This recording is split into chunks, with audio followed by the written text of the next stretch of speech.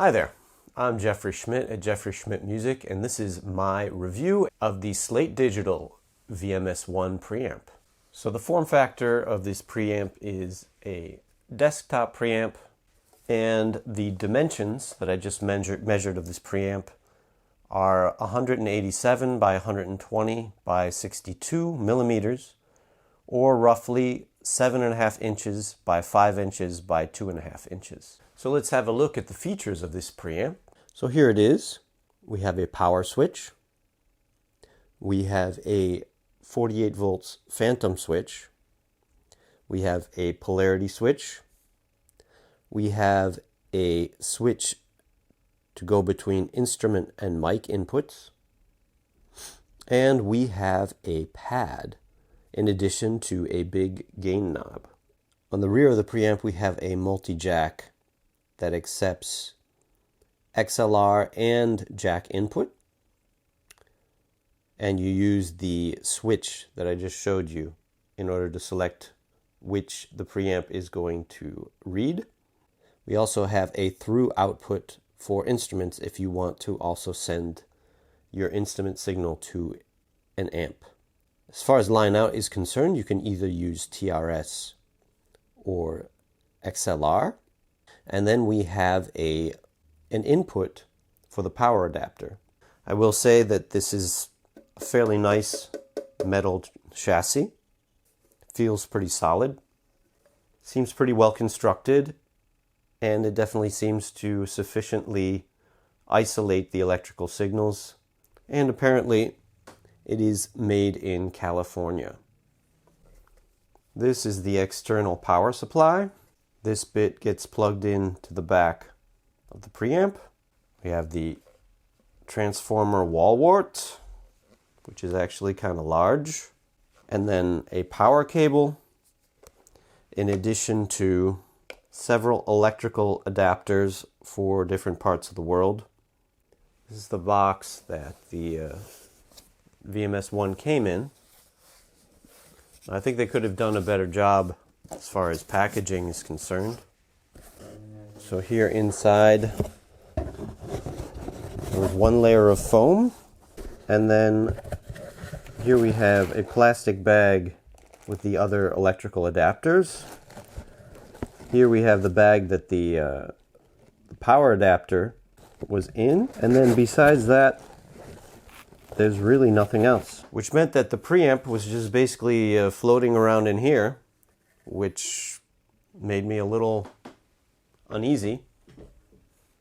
It is a little heavy, so I probably didn't move too much, but I would have preferred if there was some sort of, at least some sort of protective bubble wrap or something like that around the preamp. Regardless, it doesn't seem like it got damaged in shipping when it came to me, so maybe that's enough, but I think the packaging is not quite first rate.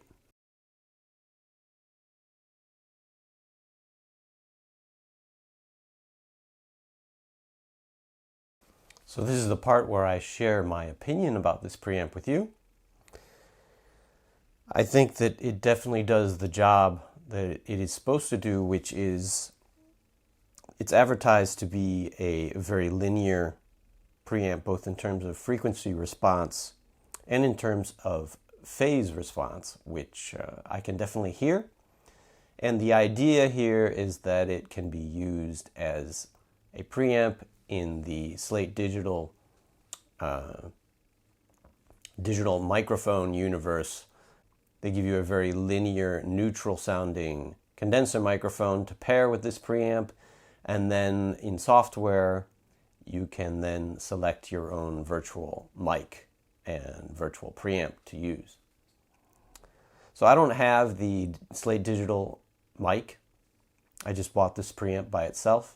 So I was interested in trying out a very linear preamp for a change. So I will say that it definitely does bring that sort of neutrality, and it does bring a certain elegance, I think, in terms of the advertised specs of being very frequency neutral and very phase neutral, which is kind of cool. I think the downside of this preamp is its response to transients. It is not very good at capturing the attack portion of signals and tends to sound what we would usually call very slow, therefore. So on the one hand, it can sound kind of full and elegant, and on the other hand, it can sound kind of sluggish and not as responsive in terms of the changes in dynamics of a signal. It's also, in that sense, good at making signals sound big. I particularly like this preamp on lead vocal and on bass. But since it's not very good, like I said, at capturing the dynamics of a signal, if you're looking to make a signal sound snappy, then this isn't the best preamp. But of course, maybe some of your signals are sounding too snappy for your taste. Well, this might be the right preamp for you in that case. The preamp, for all its features, and it goes for what I would not consider a low price, sort of medium level price for a single preamp. I think that they should have included a high pass filter. I definitely miss having one on this preamp, so that's a gripe of mine. In terms of my qualitative assessment of this preamp, I think that it does sound better than the stock preamps that I have in my RME audio interface, which is the RME Fireface UC. I can't speak for the more modern RME preamps, which are perhaps better, perhaps not. I haven't tried them, so I don't know. But compared to the RME Fireface UC preamps, this preamp is a bit better. It does also, like the RME preamps, try to be quite linear, but the frequency response of this preamp is clearly superior, especially in the low end, but also in the top end. So it can sound pretty elegant and full in a mix, but at the same time, I think that if you would stack this preamp, since it is very linear, I think that it would end up sounding too full and too dense pretty quickly compared to some other preamps that are a bit more mid-rangey, or that emphasize certain particular frequencies that make a signal pop out more in the mix. So I think this could be, like I said, a good preamp for a signal that you want to highlight, like a bass or a lead vocal, but I don't think it would be the best choice for like stacking lots of guitars or stacking lots of synths or that kind of signal.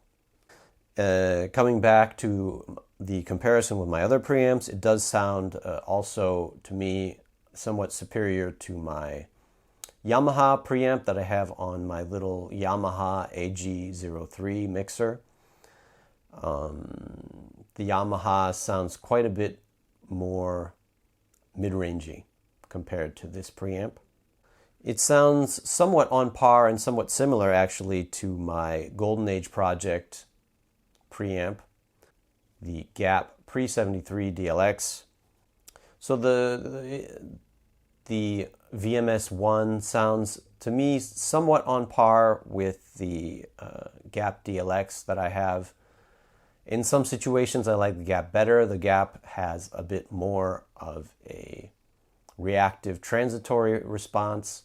On the other hand, the VMS One has a bit more of a fuller and more elegant sound. Once again, but they're both fairly slow preamps. They're both not great at transitory responses, and they both tend to sound better on lead vocals and on bass. So they have a sort of similar character. The GAP is a bit more colored, where the VMS One tries to be a bit more so-called neutral in quotes, even though I'm not sure if absolute neutrality is ever possible. And I think that the overall quality of this preamp is a little bit below my Daking Mic Pre One preamp, which is the best preamp that I have at this point, I think, in terms of overall quality, even if, as I've explained on other videos, I certainly don't use it on every source, because every preamp has its advantages and disadvantages. And especially on certain sources. I really don't like the sound of the Daking Mic Pre One. Certain transitory responses can be a little bit too jumpy and annoying. It tends to react pretty quickly to the attack of the signal that it's recording.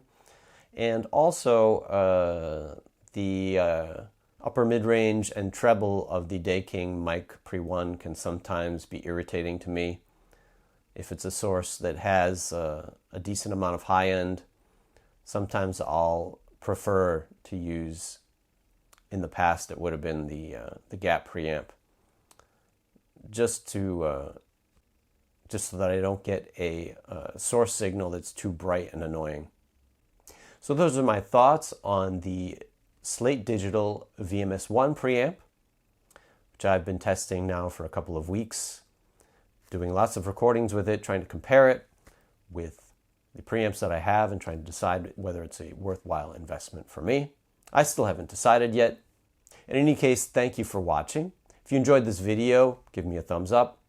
If you're interested in watching more videos on home recording gear, if you're interested in gear demos, please subscribe to my channel. Thank you very much for watching and have a great day.